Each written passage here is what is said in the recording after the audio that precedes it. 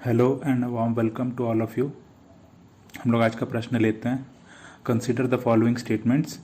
The environment protection act 1986 empowers the government of India to, मतलब environmental protection act government of India को किस तरह empower करता है, ये दो स्टेटमेंट दिए हुए हैं। State the requirement of public participation in the process of environmental protection and the procedure and manner in which it is sought.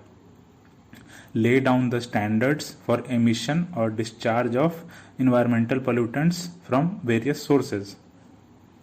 Options आपके पास क्या क्या हैं? One only, two only, both are correct and neither are correct. इस question का answer क्या हो जाएगा? दोनों स्टेटमेंट्स जो हैं सही हैं।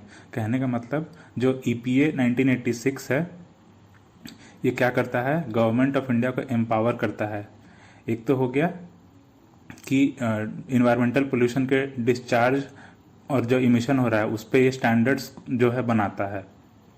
दूसरा क्या हो जाएगा कि पब्लिक पार्टिसिपेशन हो गया जो इन्वायरमेंटल प्रोटेक्शन के लिए, तो उसका रिक्वायरमेंट ये बताता है और कैसे प्रोसीजर करेंगे, किस मैनर में हम लोग उसको अचीव करेंगे, वो भी ये इन्वायरमेंटल प्रोटेक्शन एक्ट बताता है। अब आइए हम लोग थोड़ा सा एक्सप्लेनेशन पार्ट देखते हैं। तो 1984 में एक भोपाल में एक ट्रेजेडी हुई थी जो जहाँ पे मिथाइल आइसोसाइनाइड गैस का बहुत ज़्यादा रिलीज हुआ था, जिस वजह से बहुत सारा डेथ कॉज हुआ था।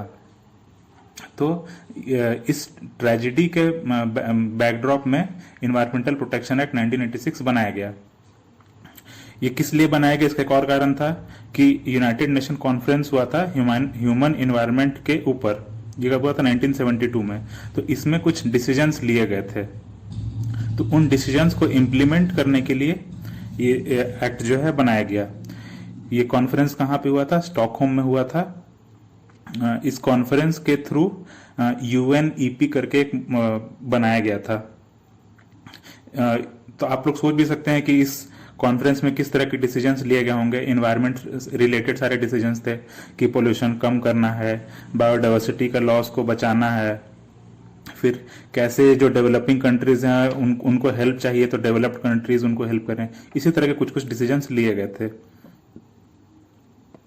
तो बेसिकली ये एक्ट जो है क्या करता है? एक तो इन्वायरमेंटल प्रोटेक्शन करता है। इसके अलावा बस प्रोटेक्शन से ही काम तो चलेगा नहीं, हमें इन्वायरमेंट को इम्प्रूव भी करना पड़ेगा, क्योंकि हमारा इन्वायरमेंट का जो क्वालिटी है बहुत ही ज्यादा डिग्रेड हो गया है। इम्पॉर्टेंटली ये EPA 1986 क्या है? एक अम्ब्रेला है। जितने भी लेजिस्लेशंस हैं इन्वायरमेंट रिलेटेड, उसके लिए एक अम्ब्रेला का काम करता है। ये गवर्नमेंट ऑफ इंडिया के लिए एक फ्रेमवर्क प्रोवाइड करता है ताकि जो सरकार है वो कुछ एक्ट कर सके। फिर जो स्टेट एजेंसीज हैं, जो भी वाटर एक्ट रिलेटेड हो या एयर एक्ट रिलेटेड हो, उनके साथ ये हेल्प करता है कोऑर्डिनेट करने में।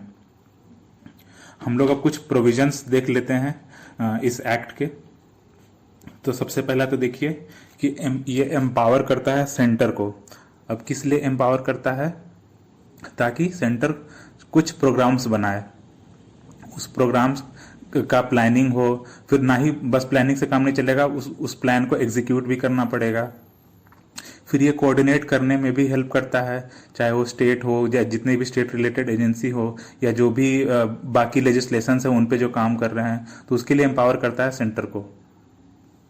फिर ये इसलिए भी एम्पावर करता है कि जो इन्वायरमेंटल क्वालिटी के जो स्टैंडर्ड्स हैं ये उनको बनाने में हेल्प करता है। इससे एक बात और हो जाएगी कि अगर कोई एक्सेस में अगर रिलीज कर रहा है अगर पोल्यूटेंट्स को, तो ये उसको प्रोहिबिट करेगा, उस इंडस्ट्री को प्रोहिबिट करेगा रिलीज करने से। तो हमें पता क्या चला कि ये इंडस्ट्रीज पे रेस्ट्रिक्शंस लगाता है, क्योंकि अगर वो स्टैंडर्ड को बार बार अगर वो वायलेट कर रहे हैं तो वो उन पे प्रोहिबिशन लगा सकता है, रेस्ट्रिक्शन लगा सकता है। इसके अलावा कुछ ऑर्डर भी दिया जा सकता है इसके थ्रू।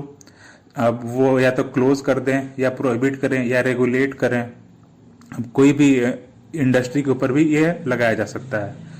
ये इसलिए एम्पावर करता है कि अगर किसी को एंटर लेना है किसी भी इंडस्ट्री में, अब या तो वो इन्वायरमेंटल क्वालिटी का टेस्टिंग हो या कोई सैंपल का एनालाइज करना हो, अगर कोई इक्विपमेंट है उसको टेस्ट करना हो तो उसके लिए एम्पावर करता है ताकि आपको कोई रोक ना पाए एंटर करने से। फिर हैजार्डस सब्सटेंसेस हैं जो, तो उसके हैंडलिंग के अगेंस्ट ये प्रोहिबिशन लाता है। हैजार्डस सब्सटेंसेस क्या हो जाएंगे? वैसे सब्सटेंसेस जो हमारे लिए हैजार्डस हो, कहने का मतलब जो डिस्ट्रक्शन कॉज कर सकते हैं, जो हम लोग को नुकसान पहुंचा सकते हैं। अब बहुत जरूरी है कि पेनल्टी लाया जाए, नहीं तो लोग तो मानेंगे नहीं वैसे भी। तो पेनल्टी में क्या क्या हो जाएगा? 5 साल तक का इम्प्रिजनमेंट हो सकता है, या फिर 1 लाख रुपए तक का नुकसान भरने के लिए बोला जाएगा। और ये भी हो सकता है कि दोनों लगाया जाए। और अगर फिर भी डेली डेली वायलेशन हो रहा है तो 5,000 रुपए डेली का पेनल्टी जो है लगाया जा सकता है। और अगर कोई रिपीट ऑफेंडर है, जो यानी कि बार बार ऑफेंस को रिपीट कर रहा है, तो उस पर 7 साल तक की सजा सुनाई जा सकती है। इम्पॉर्टेंट प्रोविजन ये है कि कोई भी इंसान हो, एनी पर्सन जो है, मतलब कि बस सरकार ही नहीं, कोई भी पर्सन कंप्लेंट को फाइल कर सकता है अगर उसने कहीं पे किसी को प्रोविजन को वायलेट करते देखा है। तो अगर उसने कहीं किसी को पोल्यूट करते देखा है तो वो कंप्लेंट फाइल कर सकता है। आप लोगों के लिए कुछ होमवर्क है। आप लोगों को ये बताना है कि अम्ब्रेला स्पीशीज क्या होती हैं, इनका इम्पोर्टेंस क्या है। और मैंने बताया कि जो 1972 में कॉन्फ्रेंस हुआ था स्टॉकहोम में, उसके थ्रू यूएनईपी बनाया गया था। तो यूएनईपी क्या है, इसका क्या इंपॉर्टेंस है। ठीक है, चलिए, थैंक यू।